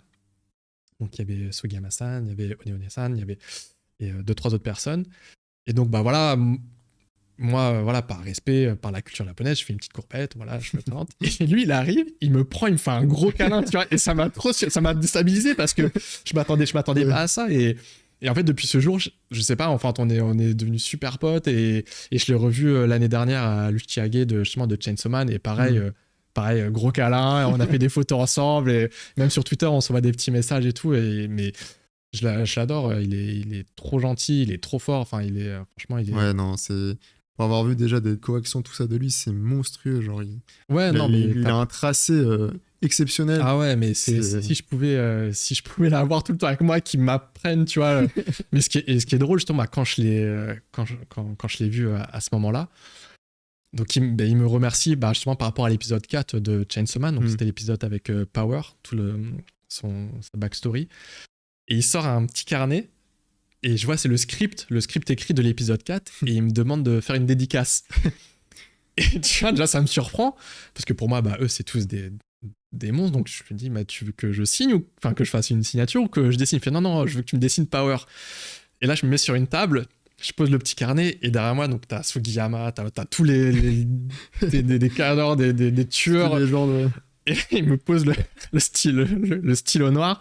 Donc, il n'y a pas de crayon à papier. Ah ouais, il n'y a pas d'erreur. Et là, je commence à avoir la main qui tremble. Je dis, oh là là, c'est chaud. Et je dis, faut pas que je me foire. Donc, je fais Power. Je pense que ça va. Bon, c'est sans doute pas la meilleure, mais je pense que c'était OK. C'est le geste qui compte. Oui, voilà, c'est le geste qui compte. Tant que ça ne sera pas sur Internet. Mais puis, il était super content. Et du coup, moi, en retour, je me suis dit, est-ce que je peux avoir aussi une dédicace de vous tous? Et je savais pas poster sur Internet parce qu'à l'époque, c'était secret, justement. Ouais. Le staff qui était sur Chainsaw Man, ils m'ont tous fait une dédicace et ça, je le garde précieusement. Après, je sais qu'il y a des animateurs ou autres qui sont aussi très à l'affût. Respect envers les licences et les copyrights, tout ça. Par exemple, à WIT, il t'interdit. Tu montes, il y a l'ascenseur qui s'ouvre. Et là, t'as tout un plan avec écrit WIT Studio et plein de dessins des animateurs de plein de licences et tout. Et quand tu veux le prendre en photo, ils te font ah non, ça vous pouvez pas malheureusement prendre en photo et tout. Du coup, en vrai, même toi, je pense, ce serait cool que tu le partages, mais peut-être que derrière ils sont. À l'époque, de toute façon, il m'avait bien dit de pas le partager parce qu'effectivement, c'était plus pour le staff, pour pas qu'on. C'est un petit comité, quoi. Mais oui, après, c'est quelque chose que je peux demander. Je pense qu'aujourd'hui, il n'y aurait pas de problème. En vrai, ce serait stylé. Ouais, mais parce qu'ils ont été. Mais c'est vrai que quand je suis arrivé à Mappa, ils ont été. Donc, Seshimo-san, donc le producteur de Chainsaw Man et de JJK. Pareil, il est en réunion, mais il est juste venu pour me dire bonjour parce que à ce moment-là, ça faisait quand même un petit moment qu'on bossait ensemble. Il est venu avec un gros sac. Et avec plein de cadeaux, genre ils m'ont offert le vinyle de la BO de Chainsaw Man. Ah ouais. Le DVD de Chainsaw Man, trop bien, ouais, ils m'ont fait plein de cadeaux et c'était trop gentil. Je m'attendais pas et j'étais là avec mes sacs et non, franchement, ils étaient. C'est pour ça que j'ai vraiment une affection particulière avec ce studio parce que de part aussi les gens qui y travaillent qui ont toujours été en tout cas bienveillants avec moi. Je sais qu'il y a des polémiques sur le studio, sur les conditions de travail. Moi, personnellement, j'ai toujours été, que ce soit en freelance ou quand j'étais en contrat, ils ont toujours été bienveillants et respectueux. Après ça, mais très souvent, c'est aussi le reproche plus structurel et ce qu'il y a au-dessus plus que vraiment les animateurs. Ouais. Enfin, les animateurs entre eux, genre, ils sont tous gentils. Enfin, tous. Voilà. Ouais, mais Enfin, même, tu ils vois, font cet aspect, les tout ça. Seisaku, parce que j'en ai vu. Après, ouais, mais c'est tout ça, souvent en bas de l'échelle, les Seisaku aussi. Mais ouais, moi, enfin, en tout cas, moi, de mon Ouais, de expérience, ton j'ai expérience. jamais eu de soucis et j'ai toujours apprécié, en tout cas, Travailler avec eux. Ouais. Ouais, bah, c'est pour ça aussi qu'on te voit très Ouais. régulièrement sur leurs projets, mais c'est aussi leurs projets en vogue. Ouais, Dans le bien sens sûr. où Chainsaw Man, JIK, tout ça, en plus, c'est toujours Seshimo. Ouais. Donc forcément, ouais, t'as aussi t'es dans cette pipeline-là, Ouais. dans cette catégorie-là, animateurs qui du coup travaillent dessus. Et ensuite, bah, t'as aussi le film Chainsaw Man, Ouais. où là, vraiment, c'est full Yoshihara. Mais est-ce Ouais. que tu sais sur quelle partie du storyboard t'as travaillé? Parce que Sur moi, de ce que j'ai noté, c'est Masato Nakazono. Ouais, sur la partie A. Et ça. Ouais. Et moi, si je dois donner mon avis sur le film, sa partie, je crois qu'elle s'arrête après le rendez-vous, tout ça, ou un peu plus loin. Moi, j'étais pas giga friand. Parce que de son calibre, j'ai connu mieux. Mais ta partie à toi sur son storyboard, donc celle-là, cette post-intro, parce qu'après, il y a l'opening, vraiment, j'ai été agréablement surpris des plans, des choix de composition. Vraiment, moi, je m'attendais vraiment à beaucoup plus de choses comme ça, avec, tu vois, la bouteille en premier plan, des choses vraiment avec une composition très poussée. Ouais. Et j'avoue que tout le long du film, ça revient sur la partie du fight, tout ça. Mais sur sa partie, je trouve qu'il en manquait quand même pas mal. Et franchement, je pense que ça fait partie de mes séquences favorites. Et quand j'ai vu que c'était avec toi, j'étais en mode, ah ouais, d'accord, mais c'est quand même vraiment cool, tu vois. Ouais, non, enfin, no lèche en mode, vraiment, c'est pas parce que t'es là que je dis ça, mais vraiment, j'ai vraiment kiffé tout l'apport du compositing, des compositions de plans. Et je me demande, toi, à quel point t'as suivi le storyboard, ou est-ce que vraiment tu t'es fait aussi kiffer? Non, j'ai vraiment su le storyboard. Après, tu vois, par exemple, quand Power donne le coup de poing, bah, c'est moi qui ai fait, qui ai choisi, tu vois, ces timings, que ça parte, que ça revienne et tout. Tu vois, j'avais. Mais après, en termes de compo, non, je suis resté sur. Je suis vraiment resté sur. En général, je change pas le. Tu changes pas? Non, je prends pas. Bah, à part. Non, même pas, parce que tu vois, le storyboard, pour moi, en général, il est quand même clair et il est bien, tu vois. J'ai pas de raison. Enfin, à mon sens, tu vois, de vouloir le changer, parce que si le réalisateur l'a conçu de cette manière-là, c'est parce qu'il veut raconter son histoire de cette manière-là. Donc, et puis pour moi, c'est pas ma position, tu vois, de vouloir changer quelque chose. Ça pourrait peut-être arriver dans le futur, tu vois, si j'ai quelque chose à proposer, mais de base, non, moi je me cale vraiment sur le. Et du coup, est-ce que tu as déjà sacrifié un peu ta vision artistique par rapport aux conditions de travail? Aux conditions de la production? Non, je pense pas. Jamais? Non, je vais pas. Genre très souvent, c'est en mode ok, le storyboard carré, ou bien ah ouais, ok, là j'ai pas vraiment le temps de faire des trucs comme ça. Non, c'est plus. Il y a plus eu des incompréhensions parfois. Par exemple, c'était sur un. Pas parce que je ne parle pas japonais, malheureusement, mais c'est plus sur l'épisode de JK, donc sur la saison 2, où il y avait, je sais plus, où t'as Amaito, là, il forme un monstre. Ah, il secourt et il donne le coup de poing. C'est ça. Et en fait, j'avais pas du tout compris, parce que j'avais fait un monstre qui sort du mur et qui avance et tout, et en fait, c'était pas du tout ça. Et tu vois, pour te dire aussi, c'est là où parfois il y a un peu des loupés sur les traductions, mais c'est la faute, on va dire, c'est la faute à personne, mais parce que je me rappelle très bien, j'avais redemandé la confirmation de moi, ce que j'avais compris. Est-ce que, ok, le monstre, il fait ça et ça? Et on m'avait dit, oui, c'est bien ça. Et quand j'ai vu finalement les corrections, que c'était pas du tout ça, je me dis, bah mince, tu vois. Et tu vois, c'est un peu dommage, parce que c'est peut-être des choses que, voilà, effectivement, artistiquement, j'aurais pu réfléchir d'une autre manière, tu vois, et j'aurais passé un temps différent aussi sur d'autres plans. Mais non, d'une manière générale, je me sens pas lésé par rapport à du temps, ou par rapport parce que le storyboard, parce que j'ai la chance aussi qu'ils me proposent en général aussi des séquences que j'aime bien, que je trouve déjà bien en storyboard et qui m'inspirent. Donc après, c'est plus, tu vois, l'animation que je vais faire, c'est là-dessus où je vais justement, où je vais essayer de mettre en avant un peu plus de créativité, comme je dis, le coup de power, de jouer sûrement sur des timings de My Enemy, sur des poses fortes. Tu vois, c'est vraiment sur l'animation où je vais m'exprimer, moins sur le storyboard ou le cadrage en lui-même. En lui-même. T'as aussi travaillé, là, récemment, c'est sorti sur Ciao. Ouais. Mais la prod, elle est pas depuis quand même pas mal de temps. C'était super Parce longtemps. que je crois qu'à l'époque, ça en parlait déjà. Ouais, c'était il y a super longtemps. Alors, pareil, j'ai pas. Et toi, tu te souviens de quand t'es rentré dedans dans la production? Franchement, c'était au tout début quand j'ai commencé l'animation japonaise, parce qu'il y avait Ken Arto qui travaillait dessus, donc pareil, un très bon animateur français, qui a été rejoint aussi par Midi Awishawi qui avait travaillé dessus. Et j'avais été contacté par le biais de Ken, justement, qui m'avait mis sur le projet. Donc, c'était grâce à lui. Et j'avais une petite séquence que j'ai jamais vue finie, donc, qui sort au cinéma. Je sais que le film va sortir au cinéma prochainement. Moi, je l'ai vu du coup, parce qu'il était sorti aussi en France en avant-première, sur un truc avec Usenka aussi, qui était sorti. Je sais qu'il était passé à Annecy aussi. Mais j'avais une séquence, alors je sais pas si tu vas t'en rappeler, mais c'est... Donc t'as la fille qui est dans le robot, ils sont sur le bateau. Et c'est quand le robot, il commence à faire n'importe quoi. Ah ouais? Ouais. Tu te souviens de quand ça débute et quand ça s'arrête? Je crois que c'est au tout début, je crois que c'est les investisseurs, c'est un plan large, les investisseurs qui commencent à parler, et c'est derrière quand le robot qui était en 3D. Et c'est là aussi qui était assez particulier, parce que le robot est fait en 3D, donc c'est pas moi qui l'ai animé, mais je devais animer en 2D par-dessus. Oh wow. Donc si tu veux, t'as beaucoup de... le robot, il bouge partout, donc je devais faire ce mouvement où elle subit le poids, le contrepoids du mouvement. Donc c'était assez fastidieux, c'était pas facile.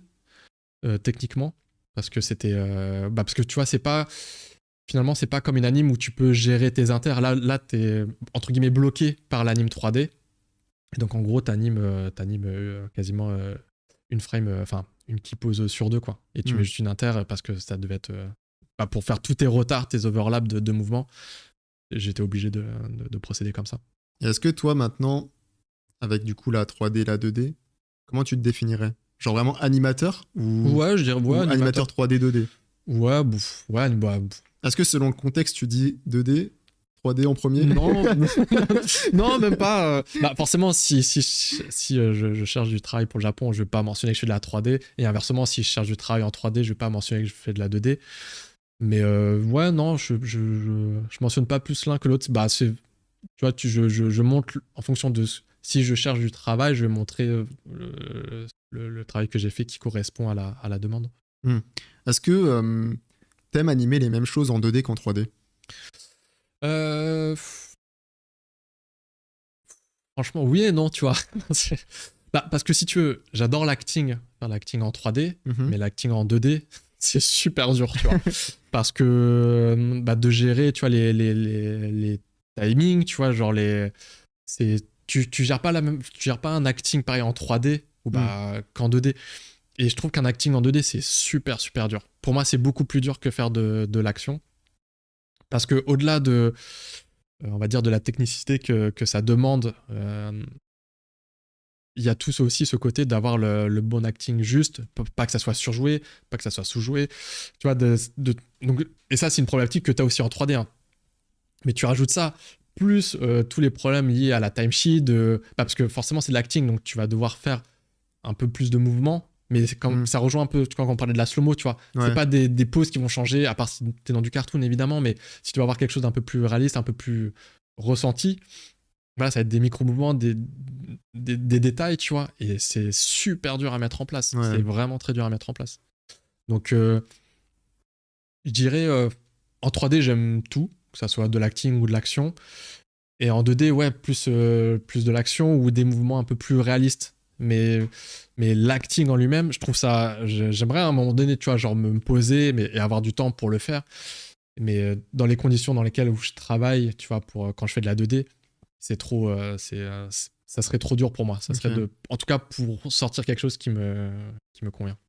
Toi, comment... Parce que du coup, tu disais... on revient un peu à tes débuts où tu disais que ton père, tu le regardais dessiner, tout ça. Comment toi, t'as appris la 2D? C'est vraiment autodidacte ou bien à l'école? Parce que à l'ISA, ils te font de la 2D ou pas? Oui, mais bon, c'est très... tu vois, bon, on faisait des cours de peinture. Alors, non, j'exagère, parce qu'il y avait les cours de nu. Et par contre, les cours de nu, ouais, naturellement, je n'avais jamais fait. Ça, par contre, ouais, ça booste ton niveau, parce que ça travaille ton observation. les volumes, l'aplomb, comment un personnage se tient dans l'espace. Mais au-delà de ça, oui, après, jusqu'à mes 17-18 ans, j'apprenais tout seul. Et puis, c'était aussi l'arrivée d'Internet. Donc, c'est là aussi, t'as les forums, t'as les échanges avec les autres personnes. Tu vois, tu t'inspires. Aujourd'hui, on va dire c'est naturel parce que voilà, Internet est partout et maintenant, tu as accès très facilement à plein d'informations, plein de dessins.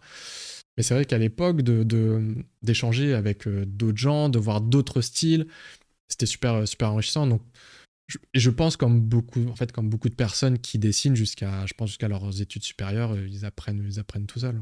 C'est quoi un peu, toi, ton avis? Parce que du coup, tu parlais un peu d'Internet, du fait que maintenant, tu as une simplicité pour aller voir des vidéos sur comment apprendre certaines choses et tout. Mais l'essor d'Internet, toi, comment tu le vois par rapport à l'industrie de l'animation japonaise?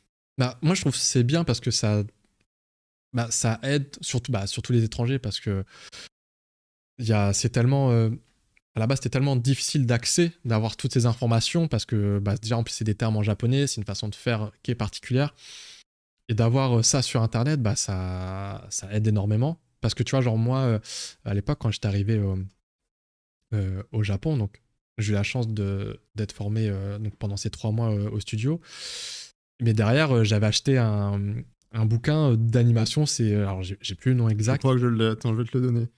Est-ce que c'est Nokiso Chishiki Ça doit être ça, avec Taihaka? le petit lapin. Parce que c'est écrit par Sachiko Kamimura, Ouais. qui est vraiment une légende. Et c'est un peu comme si je te disais, c'est le bouquin de Richard Williams, d'animation. Ouais, tu vois, je l'avais acheté. À l'époque et quand j'étais retourné en France, avec Google Trad, je traduisais toutes les pages pour apprendre. Sauf qu'aujourd'hui, toutes les informations qu'il y a dans ce livre, maintenant tu les as sur Internet parce qu'il y a beaucoup de chaînes comme la tienne ou comme d'autres qui donnent des informations et qui aident. Et je pense que c'est bien, tu vois. Je pense que c'est bien parce que ça reste de l'entraide entre les gens. Après, là où ça peut être problématique, c'est de croire qu'on sait et de vouloir se lancer tout de suite, tu vois, genre dans une prod et de flinguer, entre guillemets, tout le staff derrière parce qu'on a mal fait son travail et que peut-être c'est une production qui est déjà dans le rush.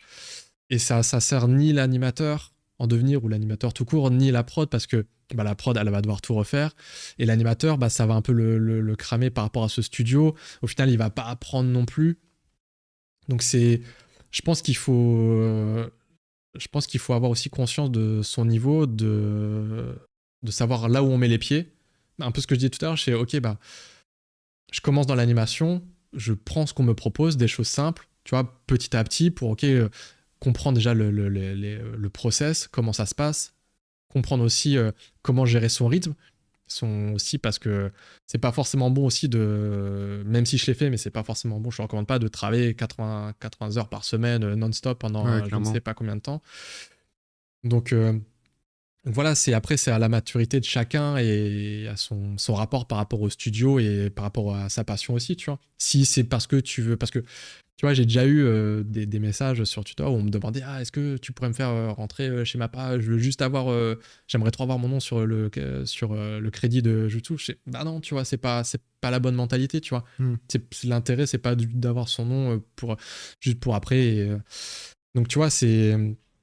Et du coup, ouais, cette mentalité, en vrai, moi j'ai envie de revenir dessus parce que en soi, maintenant, on sait que du coup, avec l'essor d'Internet, l'accessibilité facile, t'as aussi, on va dire, beaucoup plus de petits génies qui du coup totalement. peuvent entrer dans l'industrie parce qu'ils voient que c'est possible. Mais du coup, est-ce que c'est pas aussi un problème de l'industrie en lui-même et de la structuration que le gamin il se fait contacter par un PA sur Twitter, forcément il a quand même des éclairs dans les étoiles dans les yeux de se dire attends, je peux avoir mon nom dans les crédits tout ça. Non, toi à l'époque en 2020 du coup 2020 sur Macha, quand tu vois ton nom dans les crédits pour la première fois, t'as quand même cette sensation mais bien sûr, et puis encore plus tu vois, si j'avais 16 ans à l'époque et qu'on me dit tu veux bosser sur Naruto ou je pense j'avais t'as pas la maturité, tu vois, donc on peut pas, enfin c'est dur, c'est plus l'industrie en général qui est compliquée. On peut pas blâmer le studio, tout comme on peut pas blâmer directement. Tu vois, c'est un peu. C'est le système quoi de base. C'est ça, tu vois. Donc après, c'est juste que effectivement, quand t'es un peu déjà dans le milieu professionnel, tu vois, t'es plus un enfant, Oui. tu vois, il faut quand même rester sérieux dans son travail, et par rapport au studio, mais par rapport aussi à toutes les personnes parce que, encore une fois, c'est un travail d'équipe, c'est un Ouais, travail c'est ça. où il y a beaucoup de gens qui vont intervenir sur ton travail, qui toi-même intervient sur le travail d'autres personnes. T'es pas juste dans ton coin, donc c'est pas. Et ça, tu vois, genre. Parce que tu peux comprendre les notions, la technicité, tu vois, de timesheet et tout, mais il y a aussi ce côté de comprendre que c'est de la série en général. Et en général, la série, tu peux pas te permettre, par exemple, un perso qui va se lever de ta chaise, tu peux pas te permettre de faire une animation de fou avec 15 000 dessins. Surtout parce que derrière, ça va être très long à corriger pour le directeur d'anime. Et si en plus, toi, derrière, tu fais pas le clean de tes 15 000 dessins, parce que ça, malheureusement, ça arrivait souvent que des gens fassent leur layout et se barrent et ne fassent pas le clean. Donc, et pareil, donc là, c'est un pauvre animateur qui va devoir reprendre ton travail. Mais je pense qu'aujourd'hui, grâce à des interviews, à des documentaires, les gens, ils sont au courant un peu du process. Voilà, c'est ça, tu vois. Et je pense que j'espère que c'est des erreurs, en tout cas, qui arrivent moins souvent, tu vois. Après, ouais, c'est ça. Après, c'est surtout ce côté du discours très. Enfin, je dis pas que c'est le tien du tout, hein. Mais parce que j'ai vu aussi très souvent des discours qui blâmaient un peu, genre, les jeunes animateurs. En mode, ils ont rien à faire ici. En soi, oui. Oui. Mais dans le sens où c'est pas forcément eux qu'il faut blâmer directement, tu vois. Moi, en fait, moi, ça me frustre évidemment. Mais je suis en mode, le gamin, ça se trouve, il vient à peine d'avoir 18 ans. Ah oui, c'est pour ça, tu peux pas. Après, pour moi, je suis pas en train de faut blâmer le PA ou l'animateur. Mais comme je te dis justement, il y a pas de. On peut pas pointer du doigt le studio ou l'animateur. C'est comme on dit, c'est le système. Tu peux pas, tu vois, quelqu'un qui est fan d'animé depuis qu'il est tout petit, il sort tout juste d'école et on lui dit tu veux bosser sur une de tes séries préférées. Malheureusement, c'est qu'il a pas eu les bonnes informations, peut-être. De la part du studio, peut-être lui s'est passé renseigner. Voilà, après c'est des choses qui arrivent et l'un comme l'autre, ils apprennent de leurs erreurs et le petit génie, il va continuer sa route et il reviendra quelques mois ou quelques années plus tard. En espérant qu'il écoute des conseils. Ouais, mais parce que s'il écoute pas de conseils, il continue s'il écoute pas de conseils, c'est qu'à un moment donné, il va se faire, il aura moins de personnes qui le contacteront. Donc, mais ouais. Là, il nous reste 10 minutes. Je propose au chat, comme avec Dorian, ce que j'avais fait. Si vous avez des questions, n'hésitez pas à en poser. Évitez les questions sur Illumination Nintendo 3D, comme ça c'est fait. Oh bah non, au moins c'est clair. Mais donc voilà, bon, je vous prends directement dans le flanc comme ça. Mais voilà. Ça t'a jamais tenté de participer à SNK ou autre anime en tant qu'animateur 3D? C'est une bonne question. On me l'a souvent posé. Et en fait, non, parce que j'aime beaucoup ce qu'on fait en France en 3D. Je trouve que les Français sont vraiment très très forts en 3D. Et pour moi, vraiment, le Japon, c'est vraiment la 2D. Ouais. Si je bosse pour le Japon, c'est vraiment pour la 2D. Parce que je veux progresser en dessin, je veux apprendre. Tu vois, j'ai déjà la chance d'avoir des super collègues, des super directeurs d'anime qui me font progresser en anime 3D. Mais comme je disais, j'ai personne en 2D ici en France, tu vois. Donc non, c'est Ouais, la 2D au Japon. Ouais. À la rigueur, tu vois, si j'ai un plan et on me dit tiens, fais la 3D et la 2D, avec plaisir. Mais il faut qu'il y ait la 2D. Loïc, le problème c'est que t'as spam et du coup, on voit pas les premières questions, mais comment ça se passait la communication vu que tu ne parlais pas japonais? J'avais en anglais alors ça dépend. Alors quand j'étais à Yapiko, il y avait une interprète. Attends, et JK non, enfin Mappa non. Non, c'est que anglais. Okay. Oui, c'est en anglais. Okay. En plus c'est qu'à l'époque, si tu veux, je voulais apprendre le japonais parce que je me dis à un moment donné, je vais être bloqué. Mais j'ai parié sur le fait que je me disais à un moment donné, peut-être les studios auront des traducteurs.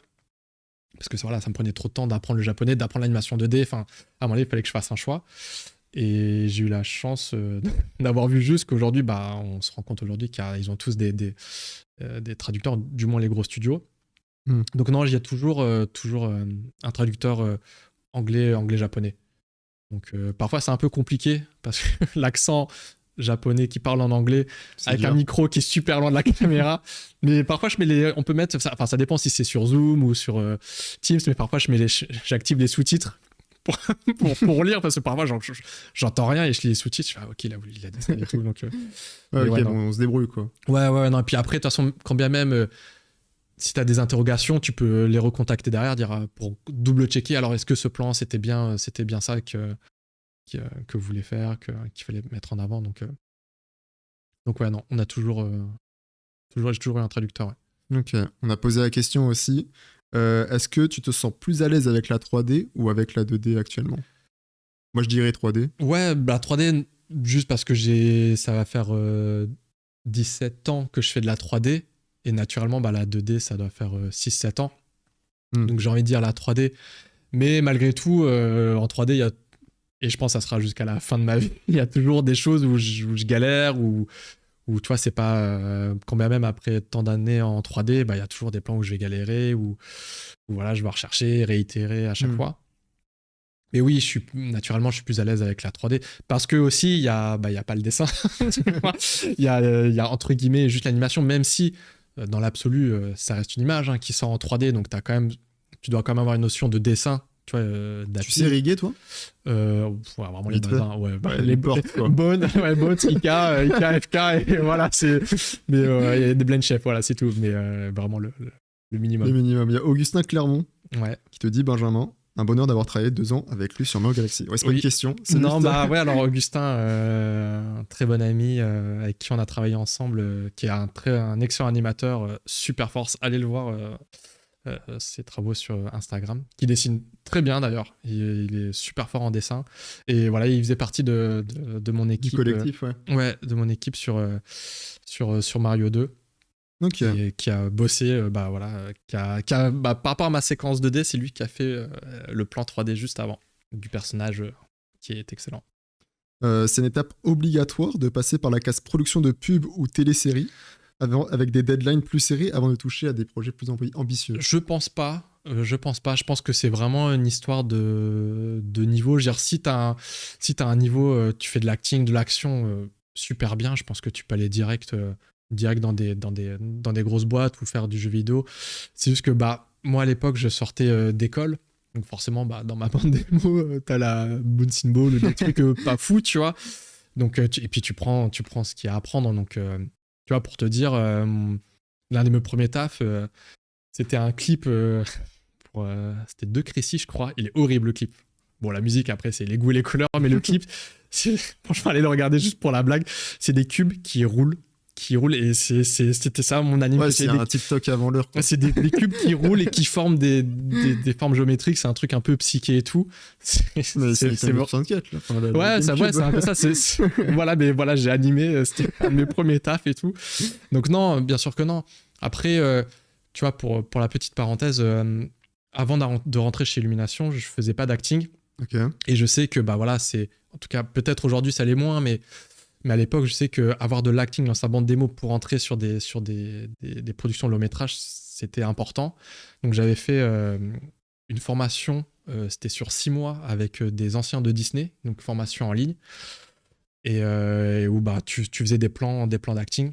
Et pareil, c'était un peu la période japonaise avant la vraie période japonaise, parce que j'avais mon boulot à temps plein en 3D, et j'avais cette formation à côté. Et à l'époque, c'est les Américains, donc le décalage horaire, je me levais à 4h du mat, je faisais les reviews, je travaillais mes plans, et après j'allais travailler la journée, et c'était ça pendant 6 mois. Okay, ouais. Mais c'est ce qui m'a permis, je pense, de rentrer chez Illumination à l'époque, donc sur Tous en scène en 2015, avec ces plans, parce que le directeur d'anime à l'époque, donc Patrick Delage, quand il a vu ma bande démo, il m'avait dit justement qu'il avait trouvé ça vachement intéressant, mes actings, sur le staging, donc la mise en scène, c'est tout pareil sur comment j'avais mis mes caméras, comment j'avais fait mon découpage. Et donc je pense que c'est quelque chose aussi qui m'a clairement aidé à rentrer dans ce studio. Ok. Je pense encore 2 questions. Des conseils pour débuter l'animation SVP? Des conseils, en vrai, c'est dur comme question, c'est large. Si on... c'est large et pas tant que ça. Et il précise en 2D. Alors en 2D. Ta 3D. Ok, bon, pas de 3D, ok, j'ai compris. 15 ans de 3D, on s'en fout. Ok. Déjà de dessiner, naturellement, et d'aimer. Tu vois, faut pas oublier que ça reste une passion, donc faut que ça reste déjà avant tout du plaisir, d'aimer ce que tu fais, parce que si ça commence à devenir quelque chose de désagréable, pose ton stylo et fais une pause. Mais voilà, déjà, franchement, ça serait mon premier conseil, c'est d'aimer le dessin, d'aimer ce que tu fais. Et comment bien débuter? Commencer par des choses simples. Donc, on parlait tout à l'heure du bouquin de Richard Williams. Donc, de comprendre les principes d'animation de base. Donc, les timings, les spacing.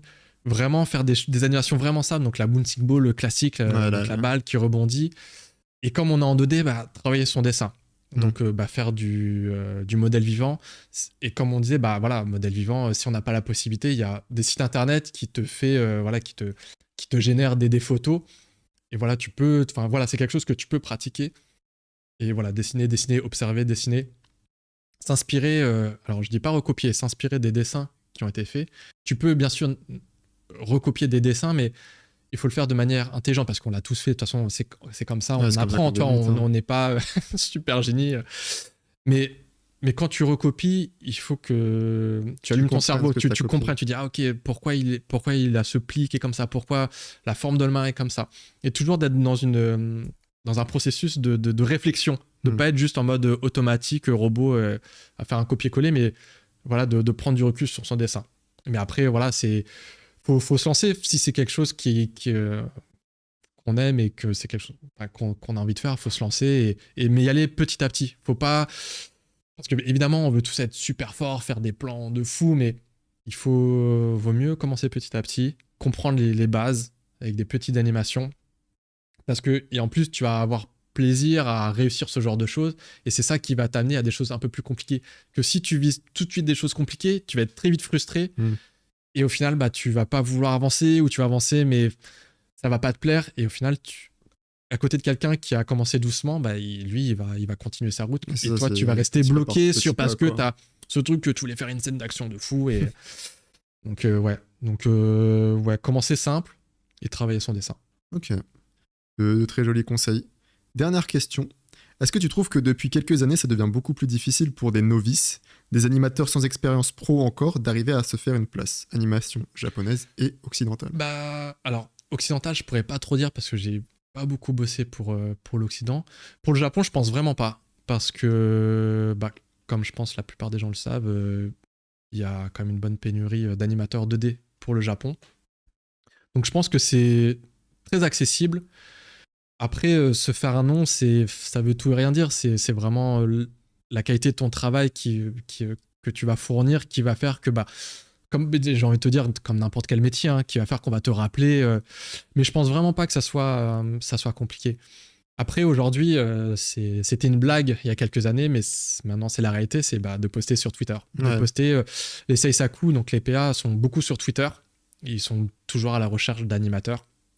Donc moi, je conseillerais de poster ces dessins sur Twitter, et d'avoir des dessins bien sûr qui ont pas une illustration, tu vois, des dessins qui ont un lien avec l'animation japonaise, donc peut-être des gengas, des petites animations avec les termes japonais, donc qui montrent que voilà, c'est tu essaies d'apprendre, voilà, c'est des productions en tout cas que même si tu vises, quoi. C'est ça.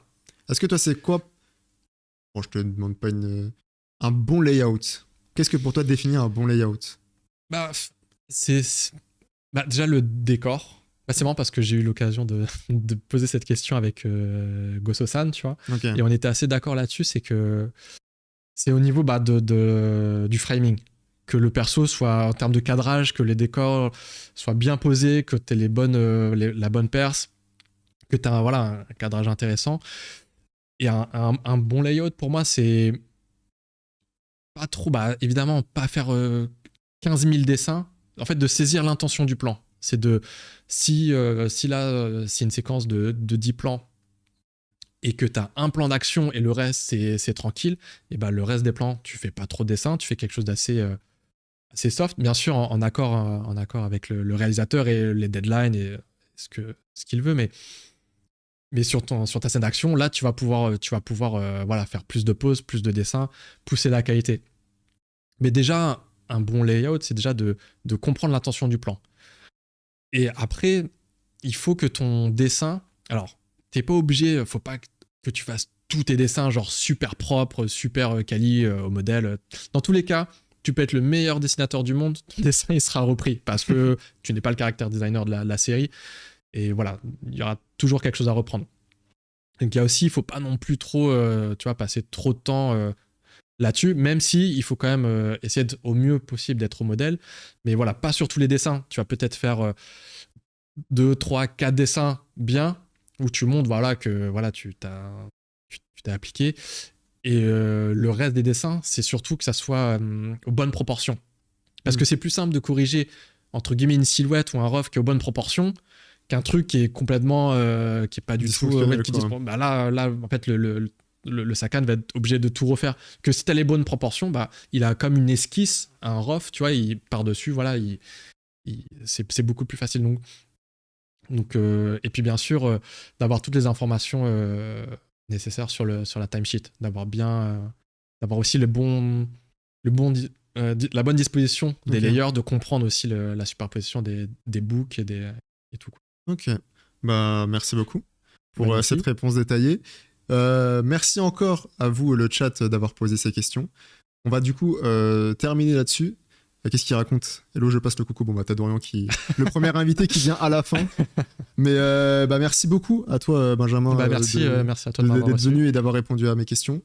Merci encore à ADN, évidemment, qui m'aide à faire ce projet que je trouve sympathique. Ça va, t'as aimé? Ouais, c'était super. C'était cool, t'as pu un peu parler des choses que t'avais envie de dire. Ouais, c'est top. Ok, bah, ça me fait plaisir. Alors, merci beaucoup. Je remercie évidemment ceux qui sont derrière la régie. Qui sont encore une fois très à l'affût, et évidemment ceux qui sont derrière à faire des clips farming pour les statistiques.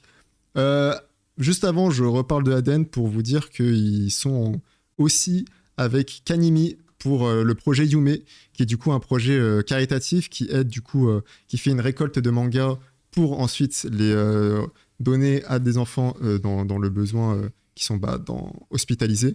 Et donc, j'en profite aussi, vu qu'ils sponsorisent, on va dire, l'émission, d'aller jeter un coup d'œil sur le Twitter de Kanimi, Kanimy. Et voilà. Merci encore à vous, et on se dit à la prochaine.